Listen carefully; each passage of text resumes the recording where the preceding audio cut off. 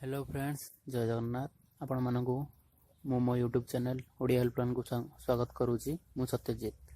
आज मोर ये वीडियो रे डिस्कस करने को जाऊँगी पुओ केमिति हेबो या पुओ किपरि प्राप्ति हेबो वैज्ञानिक उपाय से डिस्कस करवा। यही उपाय को फॉलो कले गर्भरे पुओ हेबार संभावना बढ़ी जाता है। आउ यही उपाय को फॉलो करी आपण माने पुओ हेबार चांस बढ़ाई पारिबे। एहा पूर्व जदि आपण मो यूट्यूब चैनल को सब्सक्राइब करना तो प्लीज सब्सक्राइब कर दिंतु। यहीपर किसी सुंदर सुंदर वीडियो पाई आपण को हेल्प और सपोर्ट मो पाई बहुत जरूरी।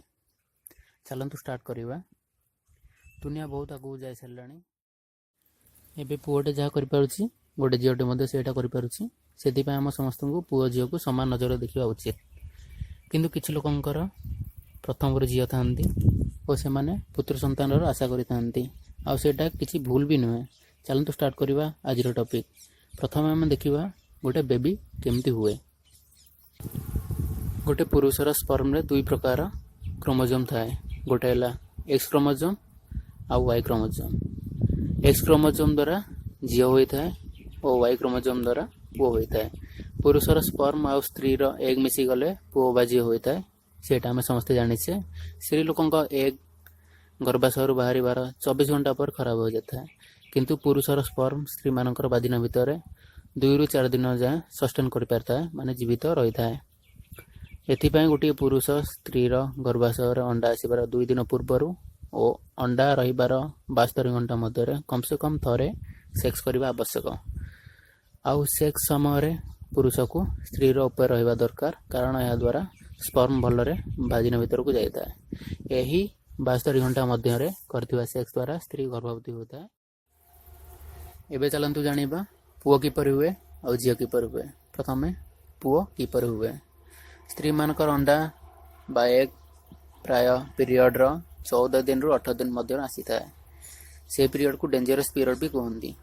जदि आपन को पुओ दरकार तेबे गर्भाशय एग आसीबा दिन माने 14 ରୁ 18 दिन मध्य जो दिन एग आसीबो से दिन आपको सेक्स करिया पड़ियो कारण से समय मेल स्पर्म फीमेल स्पर्म टू अधिक जोर गति करथांती एवं स्त्री अंडा पाख को मेल स्पर्म जल्दी पहुंची जाती और अंडा प्रवेश करी और जाइगोट फॉर्मेशन करती। यह द्वारा पुओ हेबार चांस बहुत बढ़ जाता है। आउ जदि आपण झीओ चाहती तो अंडा गर्भाशय को आसबार 1 दिन या 2 दिन पूर्वर सेक्स करंतु। यह द्वारा झीओ हेबार संभावना बढ़ जाता है। आउ से समय फीमेल स्पर्म मेल स्पर्म ठारू अधिक सक्रिय थांती और फीमेल स्पर्म 2-3 दिन मध्य रही पारंती स्त्री मानक भाजिना भितर। तो फ्रेंड्स आपन जदि ये वीडियो पसंद आसी थाए आपन ये वीडियो रे लाइक एंड कमेंट करंतु। जदि किसी प्रॉब्लम अछि तो ये वीडियो रे कमेंट करंतु। मु सजेशन देवा को ट्राई करिवि।